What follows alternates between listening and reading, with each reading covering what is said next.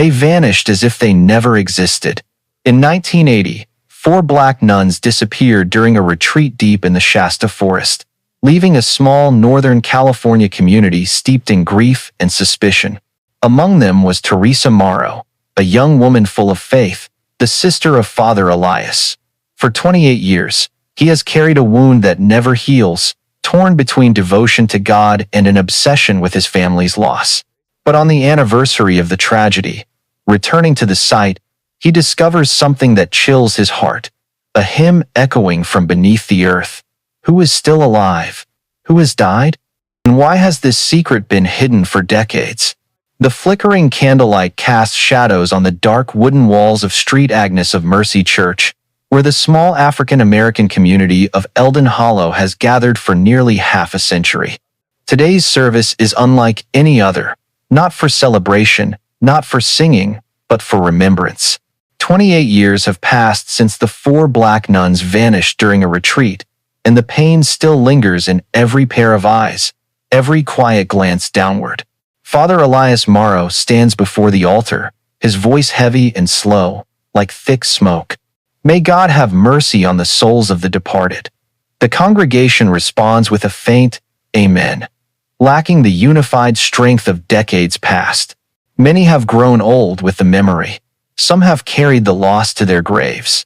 But every year on this day, they sit together, recalling the 4 figures who disappeared without a trace. The eldest in the congregation tears up when speaking of Sister Mildred, who once taught Bible classes to black children during turbulent years. A middle-aged mother recounts memories of Sister Joan, whose voice rang like a small choir during prayer services. The younger ones, who only know the story from their parents, nod as if they too had witnessed it. And somewhere in the air, everyone remembers the youngest nuns, Sister Beatrice, just past her 20s, and Sister Teresa Morrow, Father Elias's sister, barely into adulthood at the time. Light streams through the stained glass windows, stretching across Father Elias's face. He closes his eyes briefly, letting the familiar pain rise like a wave.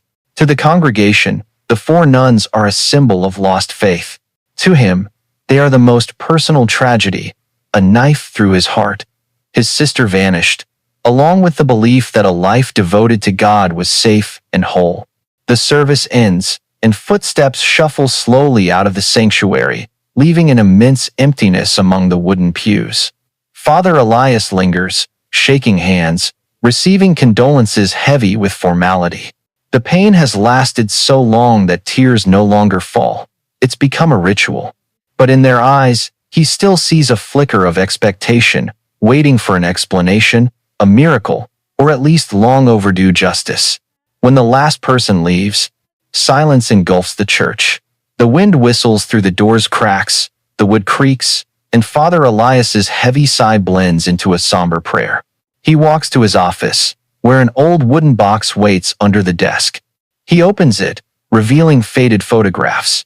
Teresa, on her profession day, her young face radiant with faith. A photo of the 4 nuns on a wooden bench outside St. Dina's chapel, the lush Shasta forest as their backdrop. That picture, taken just days before their disappearance, has become a wound that never heals. He recalls the first night he heard of their disappearance. Police scoured the forest. Bloodhounds sniffed every trail. Villagers searched with flashlights in desperation. But in the end, no trace, no shred of cloth, no drop of blood. The official explanation, a bear attack. But how could a bear swallow 4 people whole, along with their memories and prayers? No one fully believed it, but no one had proof otherwise. That night, Elias knelt in the church, praying until blood seeped from his knees onto the cold floor.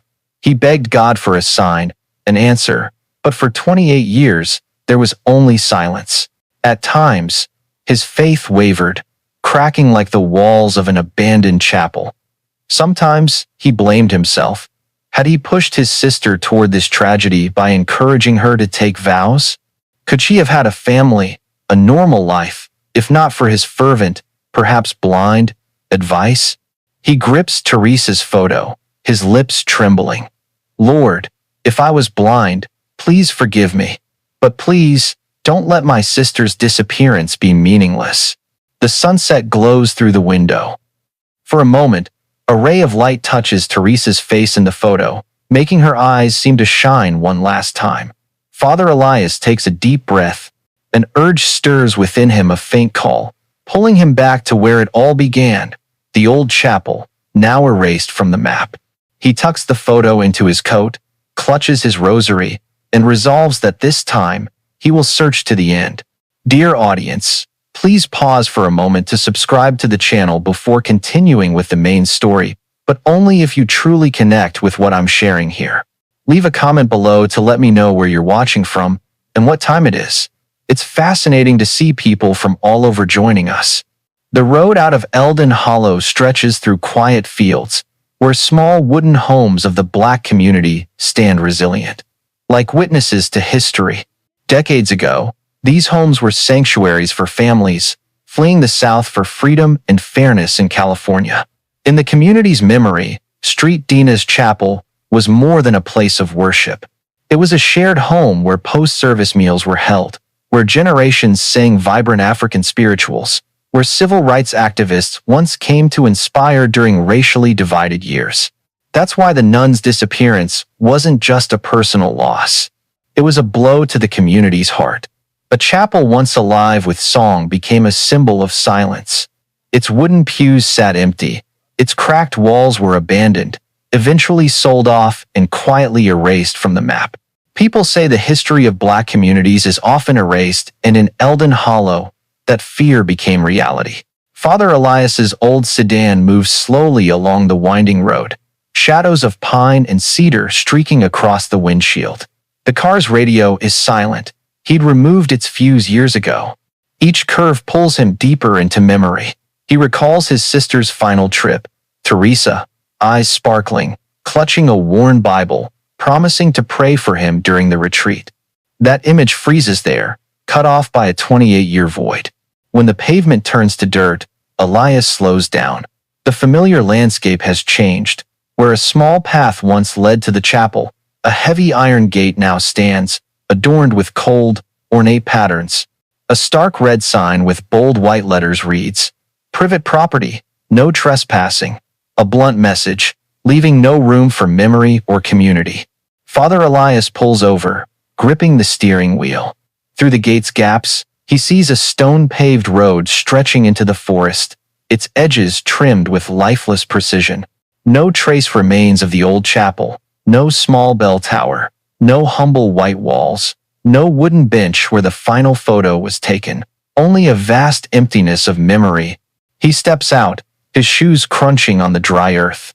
In the gentle breeze, the scent of pine sap mixes with the cold iron of the gate, giving him an eerie sense of alienation. Elias approaches, placing a hand on the bars. Ice cold, as if the community's memories are locked behind this metal. A memory surges, the 1,960 seconds when he was a boy, holding his sister's hand as they ran to the chapel for a Christmas service. Incense filled the air, African drums blended with the choir, and Teresa, just 12, sang with a clear, pure voice. They sang as if the world belonged to them. Now, that place is gone. Elias swallows hard, pulling the old photo from his coat. The four nuns on the wooden bench, framed by lush green trees. He looks up, comparing it to the scene before him. The mountains remain, the forest remains, but everything tied to his community has been replaced by private land. The air grows heavier as he recalls old whispers. Some claimed the nuns had run away, seeking new lives. A cruel rumor, cutting deeper into the Black community, that their loyalty could waver, that their vows to God could be broken.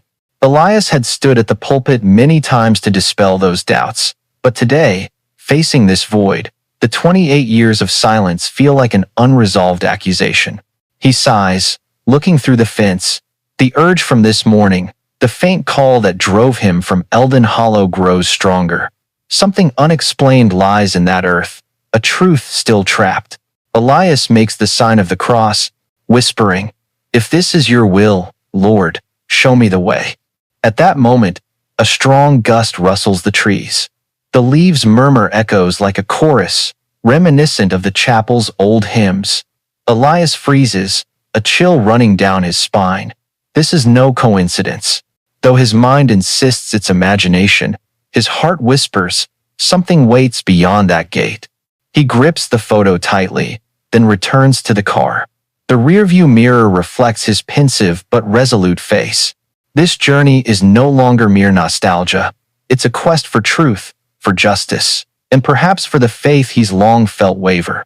As the engine starts, Father Elias is unaware that this moment has opened a door to a darkness hidden for nearly 3 decades. All right, dear audience, if you're finding this story captivating, comment 1 or "I'm still here" to keep listening. Darkness has fallen as Father Elias drives back to Eldon Hollow. The dim streetlights cast long streaks across the rain-slicked road, giving the small town an eerie hue of memory. He parks in front of Street. Agnes silently shuts off the engine and sits in the dark. Outside, crickets hum, blending with the wind rustling the trees. Inside the car, only his slow, heavy breathing fills the space. Finally, he steps out, walking through the empty church hallway to his office. The small room is lit by an old desk lamp, its faint yellow glow falling on crowded bookshelves and a cross on the wall. Elias slumps into his chair, hands supporting his forehead, letting exhaustion wash over him. The image of the iron gate, the stone path, and the hollow where the chapel once stood replays in his mind, like an obsessive refrain. He opens the drawer, pulling out the familiar wooden box. It's the one thing he can't bear to discard, though each time he opens it, his heart bleeds anew. Inside are faded photos. Teresa in her white veil on her profession day, eyes bright with faith, the group photo of the 4 nuns in front of Street. Dina's Mildred, Joan, Beatrice, and Teresa, each distinct yet united in the peace of religious devotion. Elias's trembling finger touches his sister's face in the photo. Memories flood back the 6-year-old girl with a crystal-clear voice, telling him God had called her name. He had encouraged her, guided her to that path. But for 28 years, guilt has tormented him. If he hadn't pushed her toward religious life, would she still be here, living an ordinary life with a husband and children, instead of vanishing into darkness? He murmurs softly, "If it was my fault, Lord, forgive me. But if there's still a chance, lead me to her." Tears fall onto the photo, blurring its already faded lines. As he places the photos back, Elias notices a thin envelope tucked at the box's bottom. He's seen it before but never opened it. Today, his hand trembles as he pulls it out. Inside is a folded, weathered sheet of paper, its handwritten text faded by time. It's a short piece of music, hymn notes scribbled in ink. The words below stun him. Salve Regina sung during the retreat, the final day before the feast. The signature beneath is Teresa's. Elias stares at the music, his heart racing. He recalls the strange sound in his car on the way to the gate, a Gregorian hymn, Unmistakable. And now, in his hands, is proof that it was the hymn his sister prepared for her final retreat. 28 years apart, yet that music echoed when he returned to the site. A chill runs down his spine. This can't be coincidence. A message? A sign? Or merely his mind weaving illusions? Elias isn't sure, but his faith stirs in a strange way. He places the sheet next to the photo of the 4 nuns. In the dim yellow light, the image of them together and the hymn notes seem to merge, forming a haunting picture. A group of women vanished, a song left behind, and a faint call from beneath the earth. Elias closes his eyes, exhaling deeply. He knows he can't ignore this. Every sign, the music, the mysterious voice, the inner urge points him back to the old chapel grounds. But going alone would be reckless. He needs someone tied to that place, a witness to the past. Harold Gibbons's face flashes in his mind, the old caretaker of Street Dina's, who maintained every brick and bell. If anyone holds a lingering secret, it's him. Elias wipes his tears, carefully folds the music, and tucks it into his coat. Outside, the sky has sunk into darkness, a crescent moon hanging like a question mark. He stands, clutching his rosary, and whispers, "Lord, give me the courage. Tomorrow, I'll return not just for memory, but for the truth. The next morning, pale sunlight filters through the pines surrounding Eldon Hollow, casting a faint golden glow over St. Agnes Church. Father Elias wakes early, his eyes still red from a sleepless night. Teresa's handwritten music lies neatly on the desk, beside the photo of the four nuns, like a persistent reminder. He slips both into his coat, locks the office door, and steps outside. The old sedan starts sluggishly, leaving the town on the dirt road toward the Shasta forest. His first stop isn't the iron gate of the Redwood estate, but the humble wooden house of Harold Gibbons, the former caretaker. Elias remembers it nestled among pines, a short distance from the chapel. When the car stops, the scene feels like a memory reawakened. A dark wooden porch, an old rocking chair, and neatly stacked firewood against the wall. Harold, now in his 70s, opens the door, his stooped figure contrasted by sharp, bright eyes. He pauses upon seeing Father Elias, then nods, as if both know this meeting was inevitable. Inside, the house is cozy, with the faint scent of herbal tea. On a shelf, relics of the chapel remain: a small wooden cross, faded books, and a chipped handbell. When Elias places the handwritten music on the table, Harold frowns, studying the trembling notes. Silence weighs heavy until he sighs, his shaky hand resting on the paper. It's Teresa's handwriting. They sit for a long while, letting the truth rise from the past. Harold recounts how, after the nuns vanished, the chapel was quickly abandoned. 2 years later, the diocese sold it to a man named Silas Redwood. Harold remembers the day workers came to demolish it, feeling as if the community's soul was stripped away. No one was consulted, no one resisted in time, it all happened in silence. Hearing this, Elias grips his rosary tightly. He knows he can't just watch these memories fade. If answers exist, they lie beyond that iron gate. That afternoon, Elias drives the old dirt road, heading straight to the Redwood estate. The main house looms beyond the trees, a massive wooden and stone fortress, alien to the surrounding simplicity. Its pine walls, wide glass windows, and meticulously trimmed lawns display wealth. But instead of peace, the place exudes a cold aura, as if built to conceal, not welcome. Elias steps out, following the stone path to the front door. Each step feels heavier, weighed by memory and the prospect of facing the man who erased the chapel. The oak door opens almost instantly.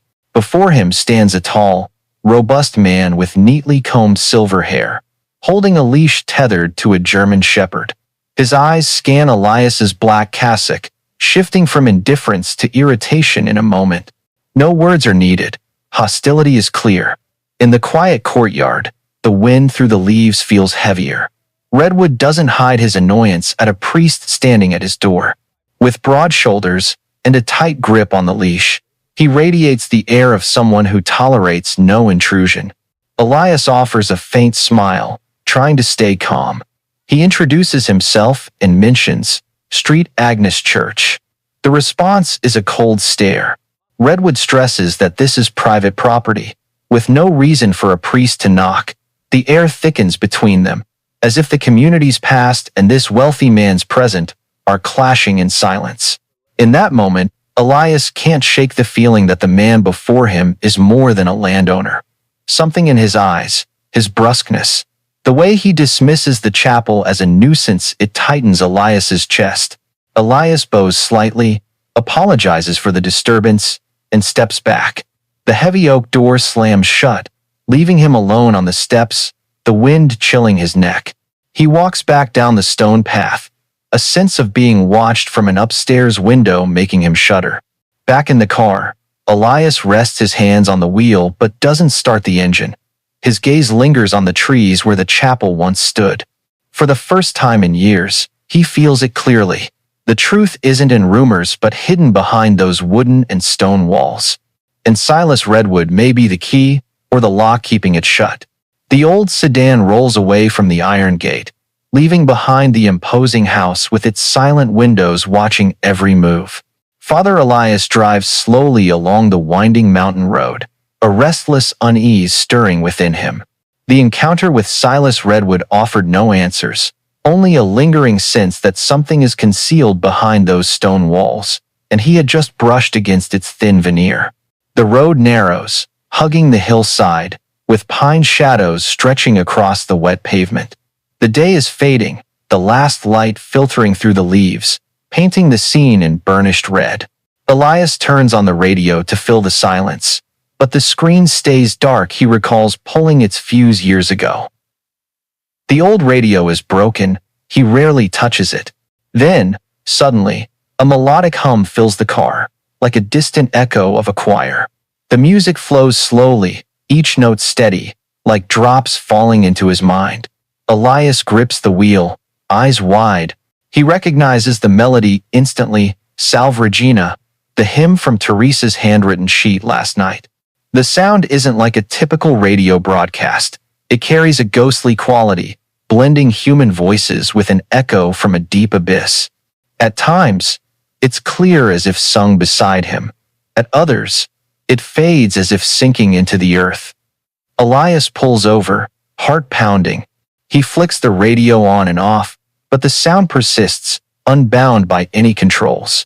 For a few fleeting seconds, he hears only his heartbeat blending with the hymn. Then the sound stops, abrupt and cold as it began. Elias sits frozen, sweat beading on his temples. The silence returns, but his intuition surges. He turns the car around, heading back to the land where the chapel once stood. The Redwood Estate's iron gate reappears, but Elias doesn't stop. He drives along the fence encircling the property, searching for another way in. The black iron curves with the rugged terrain, hugging the dense forest.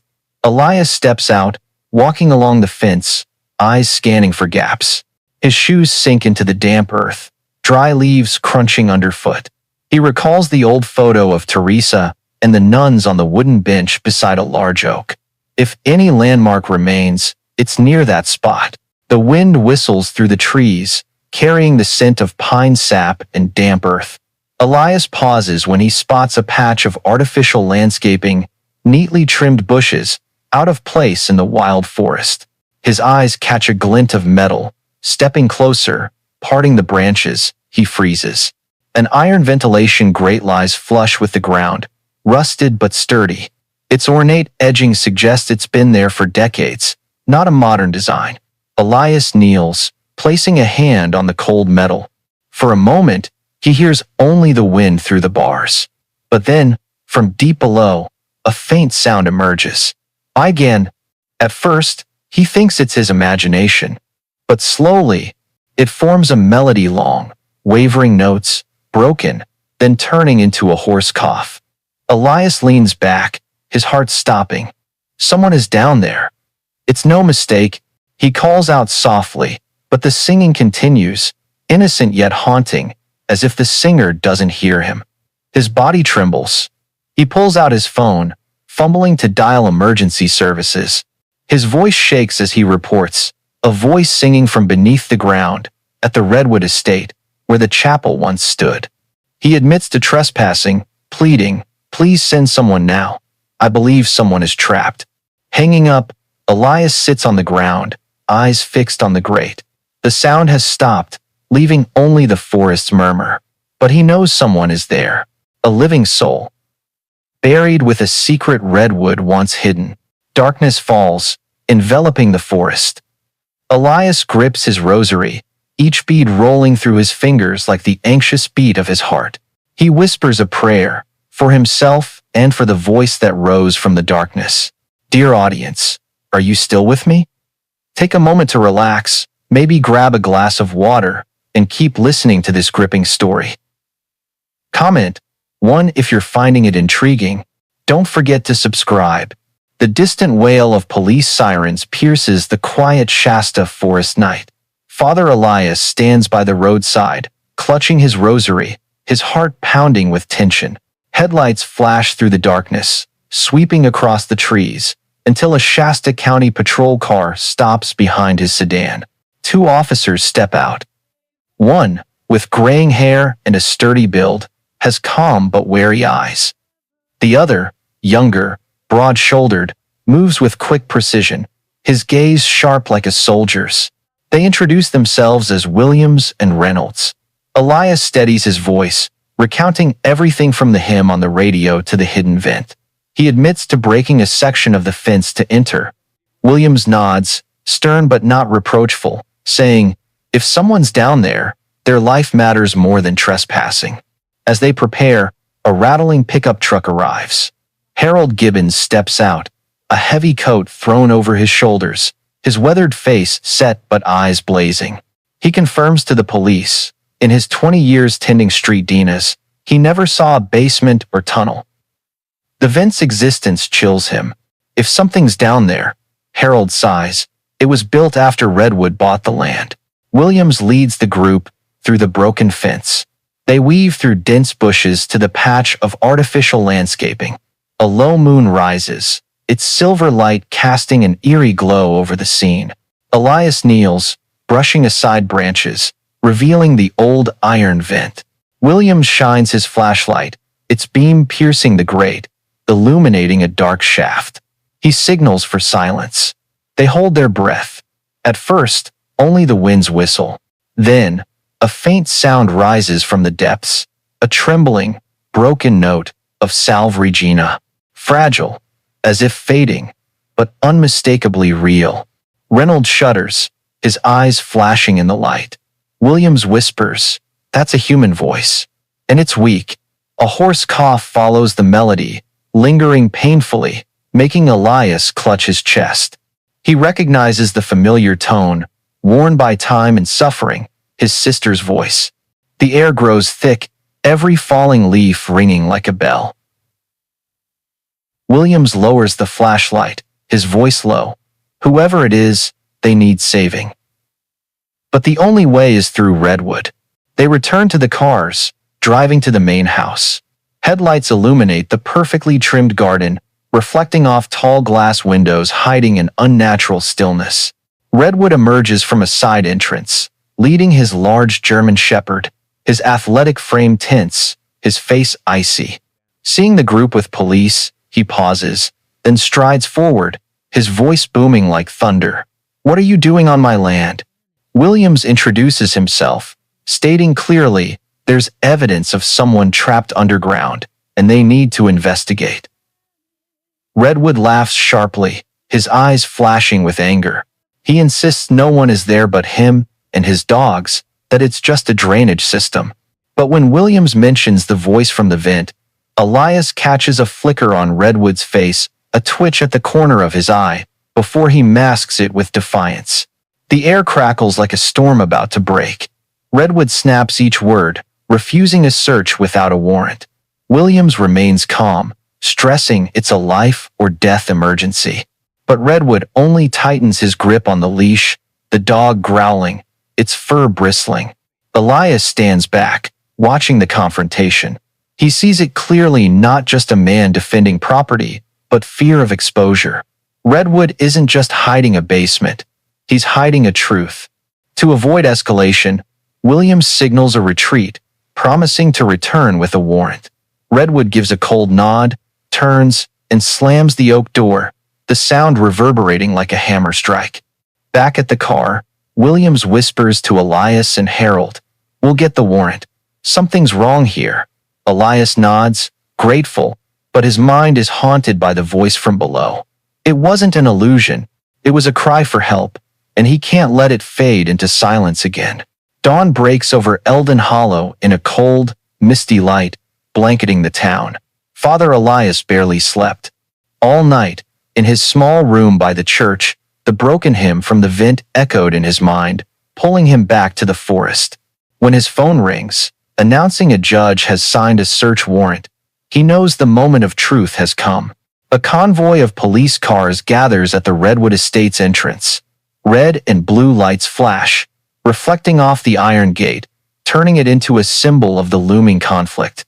Elias and Harold stand by the roadside, permitted only to observe. In the tense air, the officers' preparations are crisp: vests, radios, guns secured in holsters. Williams approaches, nodding reassuringly. "We'll stream live from body cameras." Stay here.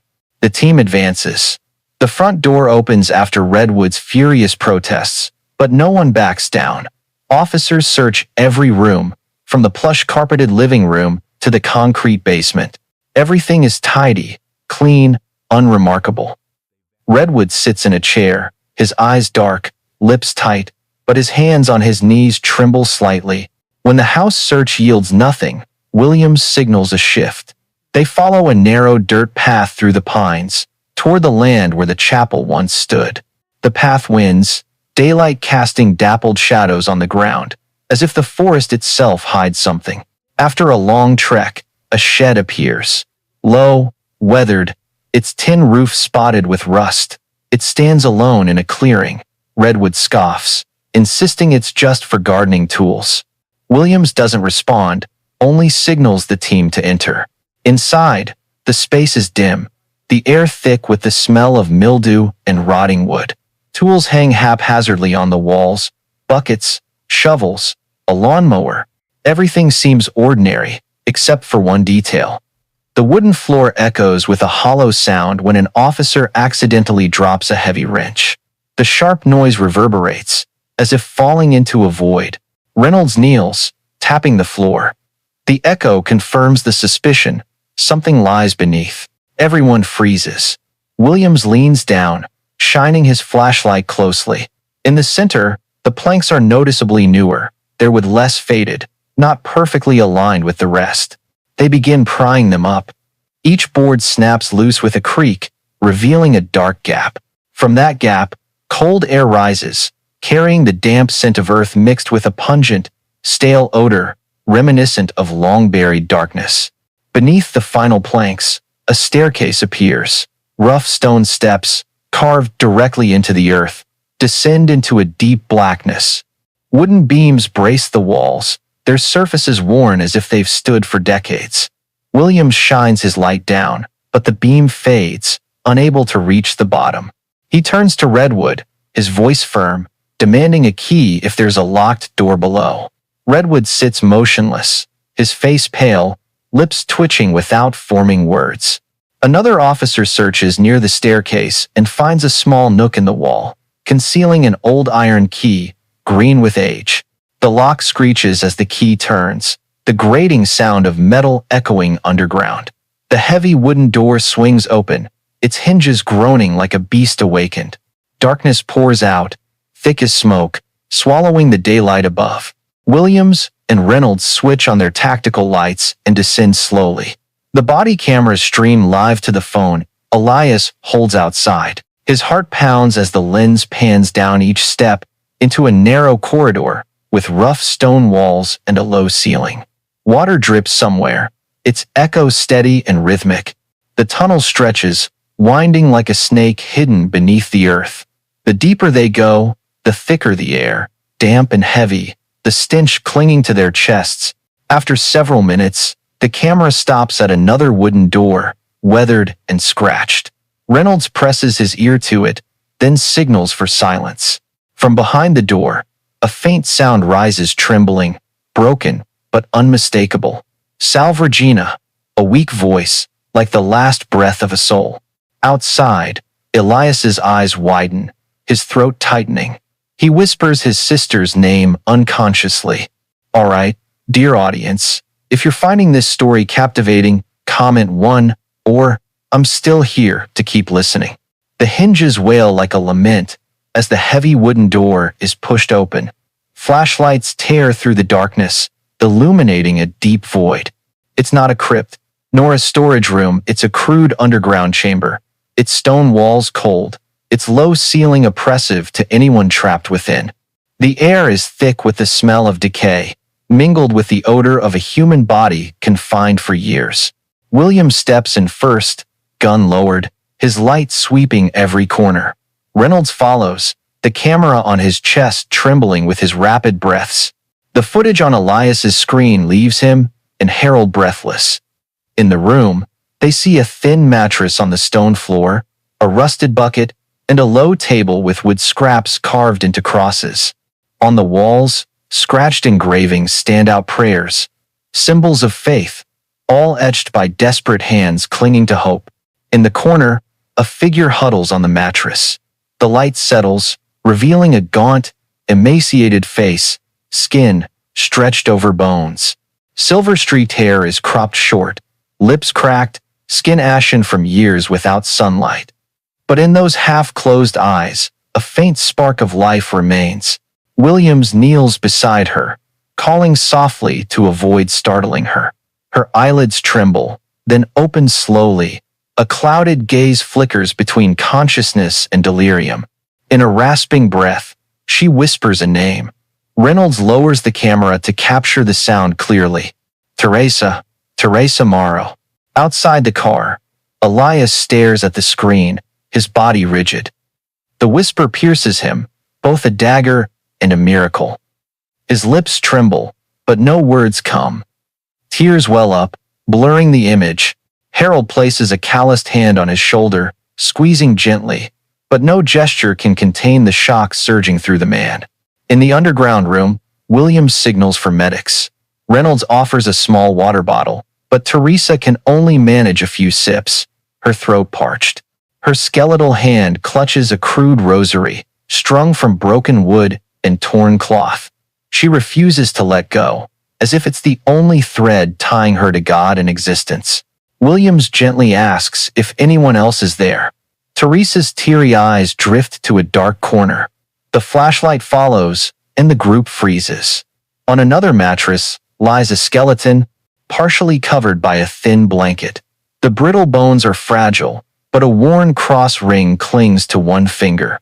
Reynolds whispers, "It must be Beatrice, the young nun who vanished with Teresa." Silence engulfs them. In the stifling darkness, they found both life and death. Two extremes of faith, two outcomes of nearly 3 decades of captivity. Medics rush down the stairs with a stretcher. They lift Teresa, her body light as skin and bone. As they move, her eyes open again. Her hazy gaze sweeps the room, then rests on Williams's chest camera. A faint smile crosses her cracked lips. In halting breaths, she murmurs, "God never abandoned me." Above ground, Elias can no longer hold back. He bolts from the car, ignoring police orders to stay back. As medics carry the stretcher from the shed, Teresa's and Elias's eyes meet for the first time in 28 years. Though her body is frail, she recognizes her brother. Her lips move silently, but Elias reads clearly, "You came." He collapses to his knees, tears streaming. His entire life, every prayer, every sleepless night, questioning faith converges in this single moment. Teresa is alive. Somehow, through 28 years of darkness, she's still here, clinging to unyielding faith. An ambulance waits at the gate. They load her in, its lights flashing across the road. Meanwhile, police handcuff Silas Redwood in the courtyard. His face pales, his arrogance gone, replaced by emptiness and suppressed rage. As he passes Elias, Redwood spits on the ground, his eyes flashing with hatred. Elias doesn't respond, only makes the sign of the cross, a prayer for the perpetrator of this crime. As the ambulance speeds off, its siren echoing through the valley, Elias stands still, clutching his rosary. His heart feels both shattered and reborn. He knows this journey isn't over. Teresa has returned to the light, but the truth remains buried deeper in those underground walls. The ambulance's red lights cast flickering streaks on the dew-wet road, like the erratic pulse of a heart desperate for life.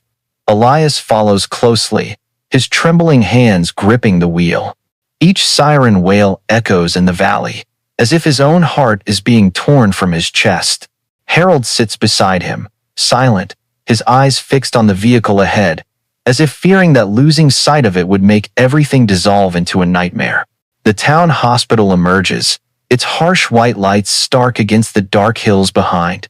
As the ambulance doors swing open, Elias rushes forward, catching a fleeting glimpse of his sister's gaunt face before medics whisk her behind sealed steel doors. A nurse stops him, her face firm yet empathetic. Elias nods, letting her guide him to the waiting room. The space feels frozen. Fluorescent lights cast a cold glow on metal chairs, scattered old magazines on a table. Elias sits, clutching his rosary, whispering silent prayers. Across from him, Harold leans forward, eyes fixed on the floor, as if searching for answers to an unsolvable equation. Time crawls, each minute stretching like a century. Then a figure in a white coat enters, a doctor, her eyes gentle but her voice urgent.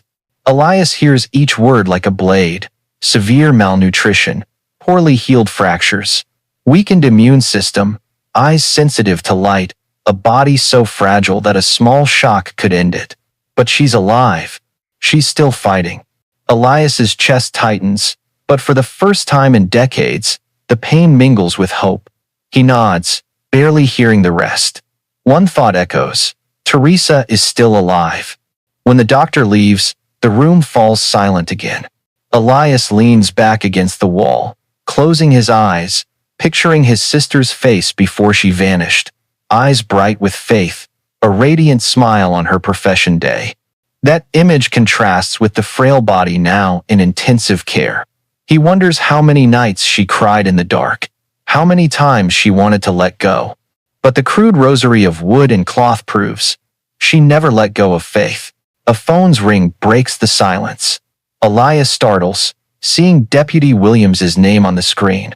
He answers, and the officer's voice comes through, heavy but resolute. Elias listens intently, each word striking like a hammer. During the search, they found a diary, not just pages, but hundreds of entries spanning decades.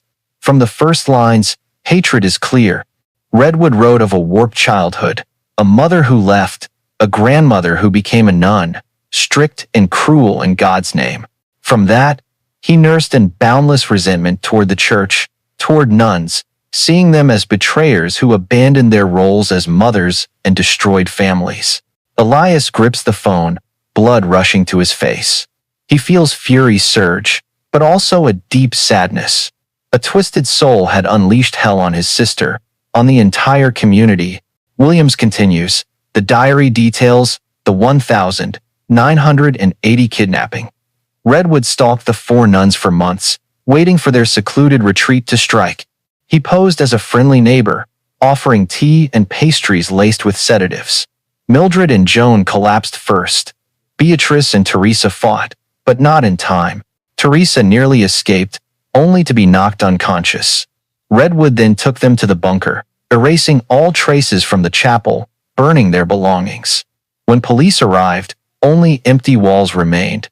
Elias trembles, his rosary slipping from his hand. He recalls the years of desperate searching, the villagers' skeptical looks as rumors spread that the nuns had fled. Now he knows the truth. They didn't run. They were stolen from the world, from their community, from their faith. Williams lowers his voice, speaking of the final pages. Mildred and Joan died early from age and deprivation.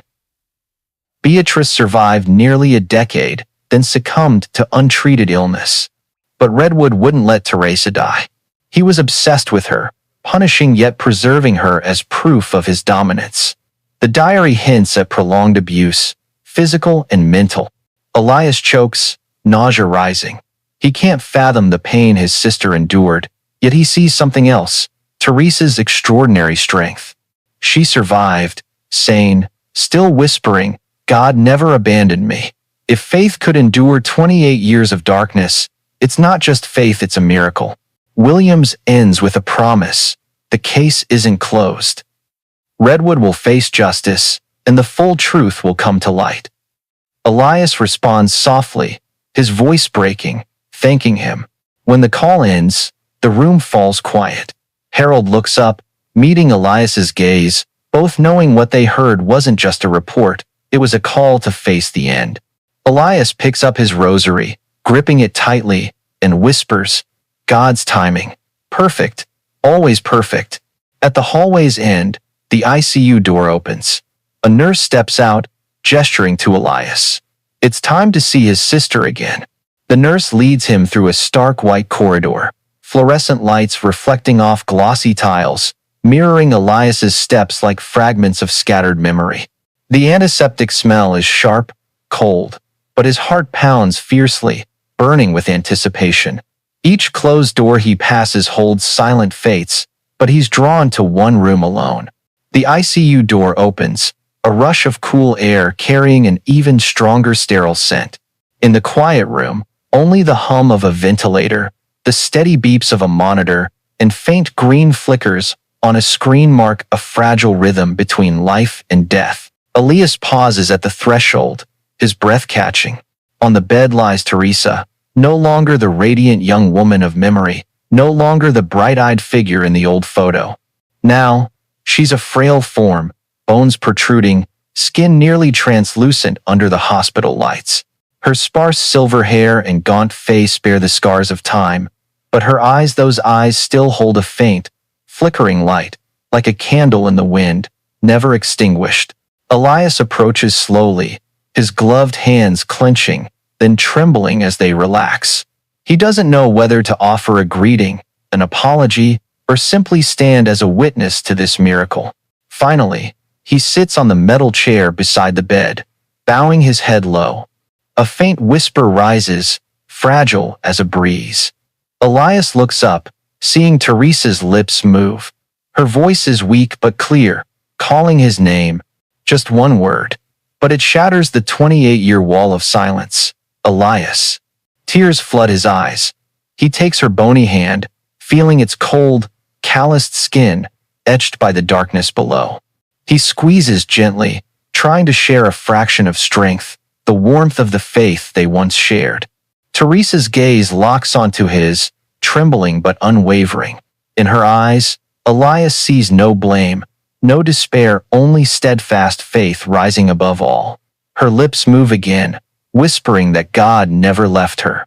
The words fall like a hymn, making his shoulders shake. In that moment, he understands all the years of doubt, every choked prayer, every tormented night they're answered here.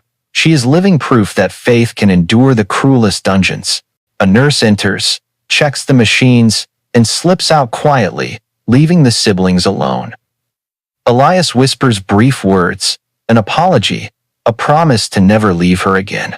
Teresa responds with a slow blink, as if agreeing, forgiving.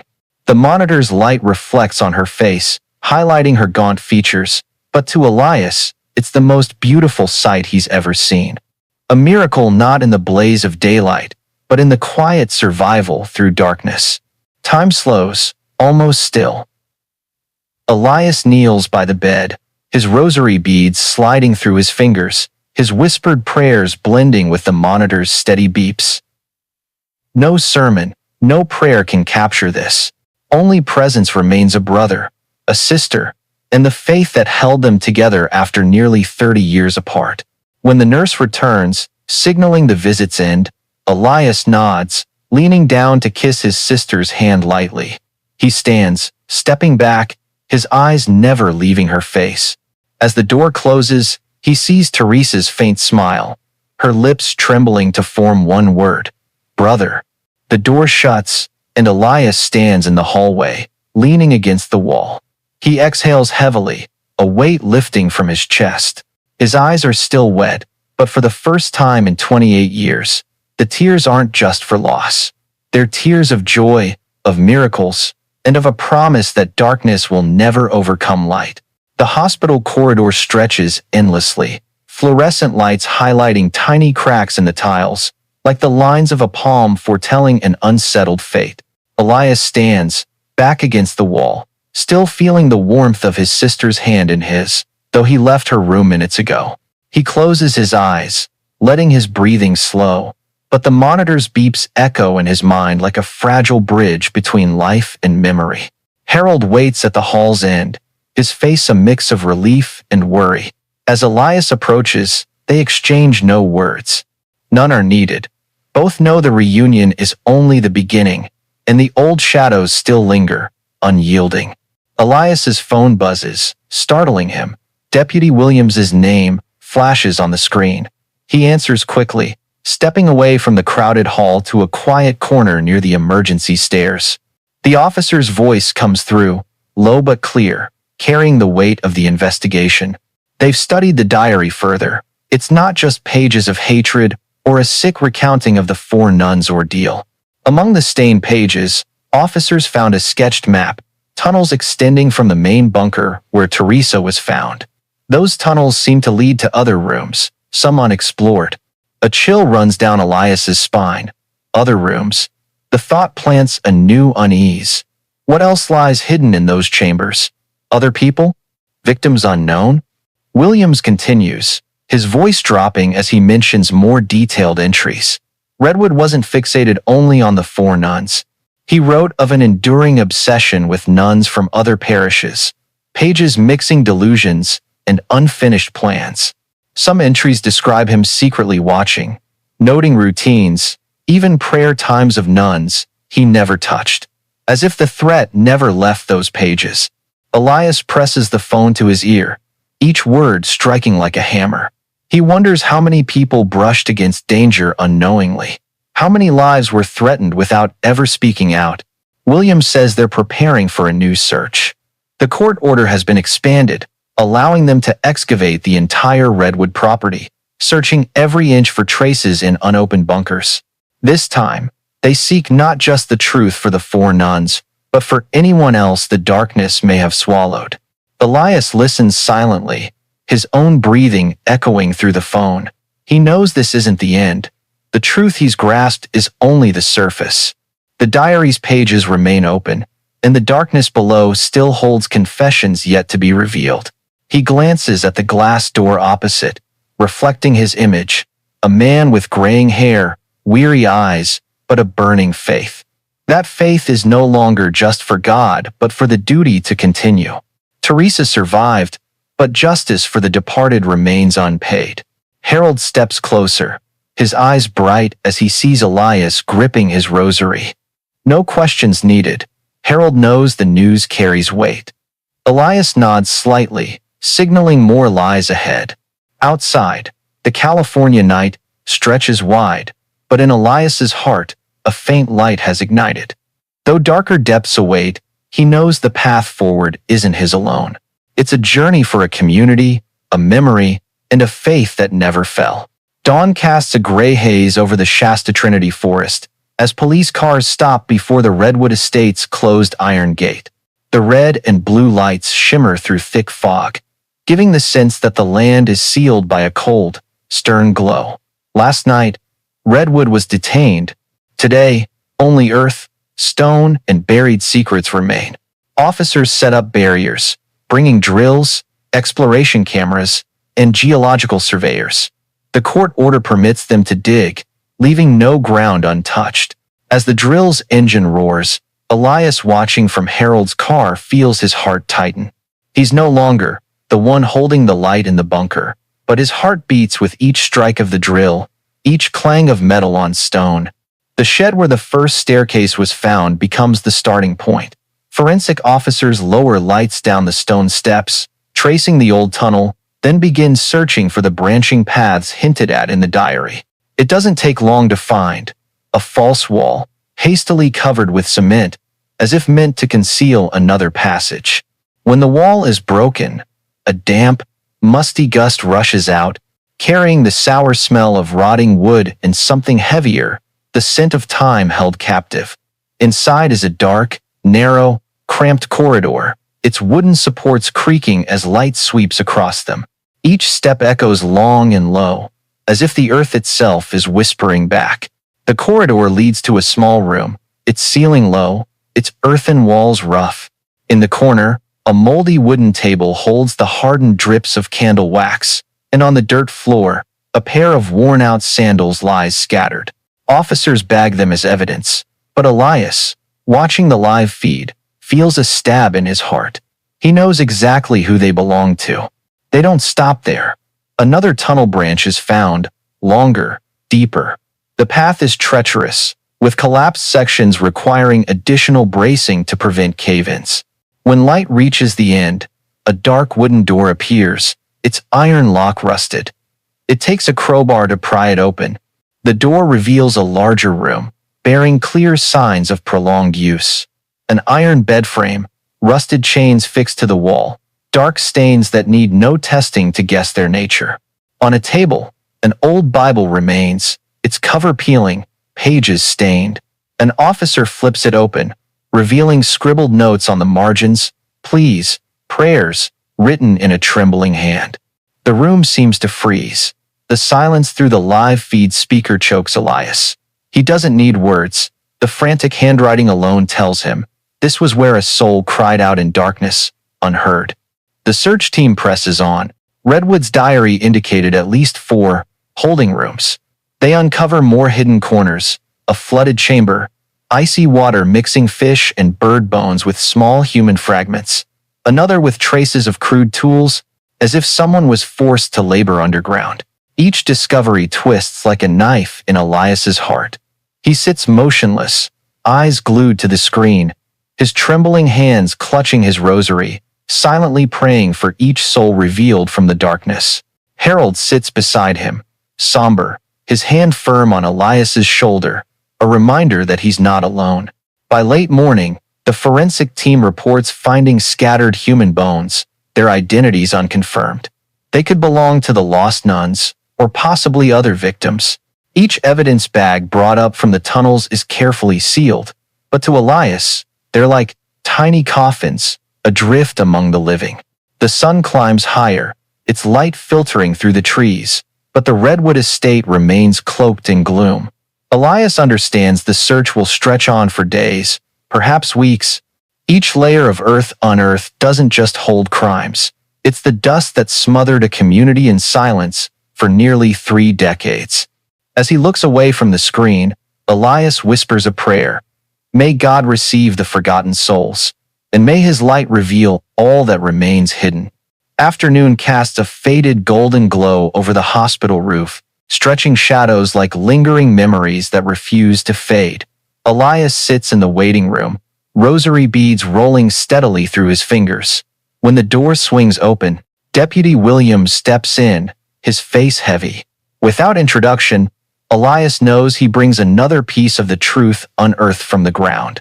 Williams sets a metal box on the table, unlocking it to reveal clear, sealed bags. Old papers, cracked leather covers, scattered pages, yellowed and stained. Elias stares, torn between curiosity and revulsion. He knows he's about to touch words that not only document crimes, but hold the warped mind of a man who turned sacred ground into a hell. A forensic officer removes her gloves, hands Elias a clean pair, and carefully opens the first few pages. Redwood's handwriting is uneven, scrawled as if in a frenzy. The opening lines complain about the chapel's bell, the nuns singing echoing from the forest. But as the pages turn, the words shift to rage. He writes that their voices were like claws, tearing at memories of his grandmother, a nun who raised him with harsh discipline, punishing him with rods and cold prayers. Further pages turn obsession into plans. Redwood details his stealthy observations of the nuns walking near the chapel, noting every small gesture, from gathering firewood to tapping rhythms during hymns. He recorded their schedules, even the way one sighed. Each line is like a tightening wall around victims unaware. Elias turns to the next page, his heart slowing as his sister's name appears repeatedly. Teresa, Redwood writes, her light too bright, unyielding. The entries grow erratic, torn between admiration and hatred. He describes her praying, her radiant eyes while singing, then writes of needing to silence that light, trap it underground, to stop it from burning my memories. William sits silently, letting Elias read. In the small room, only the rustle of paper and heavy breathing fill the air. Each word cuts into Elias like a blade, but he forces himself to continue. He needs to know, to understand the darkness that engulfed his sister. On another page, Redwood meticulously describes the bunkers. He calls them classrooms, where souls will learn silence. Each room was tailored for a nun, with specific rules, one without light, one with only cold water, one demanding endless prayer. Elias pauses. This wasn't just captivity, it was a perverse ritual, a twisted mimicry of religious life. Redwood turned holy vows into tools of torment. Another stained page, its smeared text still legible. The 2 old ones were too weak, couldn't learn. They left the lesson. I buried them in silence. Elias's hands tremble, his chest tightening. Mildred and Joan, people the community mourned for years, reduced to cold lines as if discarded objects. The next page mentions Beatrice. Redwood describes her as strong, always singing, hard to break. But the writing grows chaotic, scribbled out, ending with a curt sentence. The lesson ended. Elias closes his eyes, tears falling onto his gloves. Williams places a hand on his shoulder, signaling he can stop. But Elias shakes his head. He opens the final pages, where the obsession narrows to one person, Teresa. Redwood writes that she wouldn't break, that her light still sang, even as darkness swallowed her. In one passage, he confesses her resilience drove him to both rage and fixation, as if his life was dedicated to testing how long a small candle could burn in the dark. As Elias closes the pages, the room grows colder. Those words don't kill his faith, they only highlight Teresa's strength. She survived, not because Redwood allowed it, but because he could never take her soul. Williams nods, understanding the look in Elias's eyes. The case will drag on, the deep bunkers holding more evidence. But for now, Elias knows, the truth is no longer buried. It's rising from the earth, page by page, bone by bone, unstoppable. A light rain falls over the Shasta forest as the survey team returns to the Redwood estate. Police vehicles line up, their headlights cutting through the drizzle, casting pale streaks on the iron gate. Today, they're not just revisiting old bunkers but tracing the diary's cryptic sketches, faint lines suggesting an escape route no one has walked. Elias follows but stops at the forest's edge, beside Harold's pickup. He can't descend into the bunkers again. His heart is drained from reading the diary. But he must stay close, must witness, knowing new discoveries will redefine the horror of the truth. The sound of drills and shovels striking earth mingles with the rain. On Reynolds's camera feed, Elias watches them delve into another corridor, a thick cement wall shattered, revealing a gaping void. The new space is wider, its ceiling higher, stone walls bearing hand-carved marks, as if Redwood spent years expanding the tunnels. The corridor stretches unusually long. As they advance, flashlights waver over strange traces, symbols etched into stone, crude crosses distorted, sometimes mixed with fragmented words. It all shows Redwood didn't just build bunkers to confine. He turned them into a private ritual, a warped chapel underground. After nearly 20 minutes, the team stops. Ahead isn't a wall but an open space, where cold wind blows, carrying the damp forest scent. Their lights reveal a clearing. The tunnel ends at a rough brick archway, leading straight to the surface. The brick door opens amid ancient trees, nearly a mile from the estate. Light rain falls through the leaves, mingling with the whispering wind. The door is camouflaged with moss-covered stones, so subtle no passerby would notice. This isn't a sealed bunker to bury the past. It's an exit, a hidden passage linking Redwood to the vast forest. Williams steps out, scanning the area. Old markers remain on the ground, wooden stakes, faint wheel tracks faded by time. Perhaps Redwood used this to move unseen, to hide things he didn't want found, or to prepare for a larger plan. As the image appears on the screen, Elias feels his blood run cold. He grasps the implication. Redwood didn't intend to keep his darkness confined to the estate. He dreamed of expanding it, carrying it beyond the iron gate, blending it into the community, perhaps taking it further. Harold stands beside him, his weathered hand clenching into a fist. If we hadn't stopped him, how many more would have gone into those bunkers? He mutters, voice hoarse. Elias doesn't reply. He bows his head, feeling the years of pain weren't just a family loss but a threat hanging over the entire town. Police mark the area, setting up cameras and pitching field tents around the exit. They collect soil, wood fragments, and rusted iron from a hidden hinge in the stone. Everything will go to the lab, but the discovery itself is clear. Redwood had prepared a path for his darkness to spread unchecked. As the team withdraws, Elias sits still in the car, listening to the rain tap the windshield. The image of the tunnel's exit haunts him, a beast's open maw, swallowing light, ready to unleash whatever Redwood meant to sow. In it, he sees not just evidence of crime but proof of a man's madness, turning faith into a weapon. A fierce urge rises in Elias. He can't let the story end here. Justice hasn't stopped with Redwood's arrest or Teresa's rescue.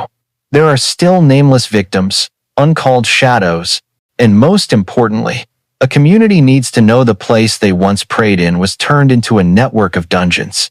He grips his rosary tightly, whispering a prayer. May you illuminate all, letting no darkness escape. Autumn has arrived when Elias returns to the small church in Eldon Hollow. The stained glass windows still cast shimmering light across the familiar wooden pews, but the sanctuary's air has changed. Where once only prayers for the missing echoed, now the congregation gathers to give thanks for a life returned. Teresa, though frail, is slowly recovering. Each step she takes proves faith's power over chains and darkness. She sits in the front pew, her eyes sparkling as they follow the cross on the altar. Not every wound can heal, not every memory can be erased, but her presence is a living miracle for the community. Elias stands at the pulpit, his warm voice steady, no longer trembling as in the dark years before. He speaks not just of past pain, but of light's strength, that even in the deepest bunker, the darkest prison, a faith strong enough can keep a person from falling. Outside, the Redwood estate is sealed forever. The tunnels, the underground rooms, all will stand as evidence of the crimes. But to Elias, they're also a reminder that evil can hide in the holiest places, and humanity's duty is to remain vigilant, to shine truth's light. As the service ends, the congregation sings a hymn. Elias closes his eyes, letting the music wash over him, feeling his sister's breath nearby, like an arc closing after nearly 3 decades. He knows life will never be the same, but in his heart, one thing has changed forever. He no longer seeks answers, only offers thanks. And in that moment, he understands the miracle isn't in banishing darkness completely, but in the light that keeps burning, even in a single small candle, enough to guide a community out of a long night.